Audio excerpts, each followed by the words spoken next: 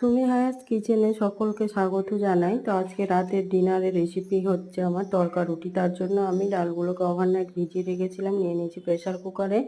তারপর আমি কয়েকটা এলাচ এবং লবণ সাদা তেল দিয়ে একটু সেদ্ধ করে নিলাম। তারপরে আমি কিছু পেঁয়াজ কুচিয়ে নিলাম। তারপরে দুটো বড় সাইজের টমেটোকে নিয়েছি, এগুলোকে কুচিয়ে নেব।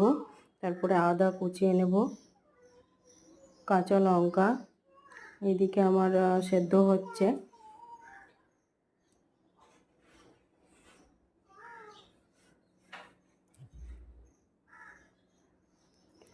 তো ধাবা স্টাইলের মতো বাড়িতে বসে এত সুন্দর টেস্টি এমনি হয়েছিল।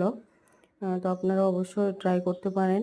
এরপর আমি নিয়ে নিলাম কড়াই দিয়ে দিলাম সাদা তেল। তারপর কুচানো পেঁয়াজ রসুন এক এক করে সব দিয়ে দেব।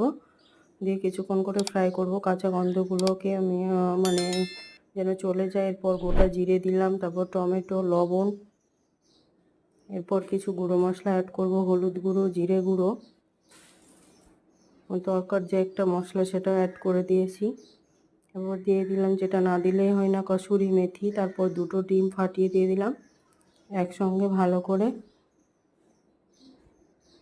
নাড়াচাড়া করে নেব মশলার সঙ্গে। ডিম এবং সেদ্ধ করা তরকাগুলোকেও দিয়ে দিলাম।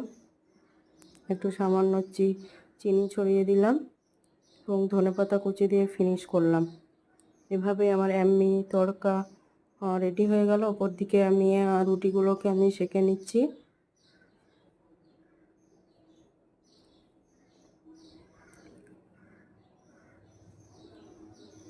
রুটি সেঁকাও হয়ে গেল, রেডি সার্ভ করে নিয়েছি। দেখেন,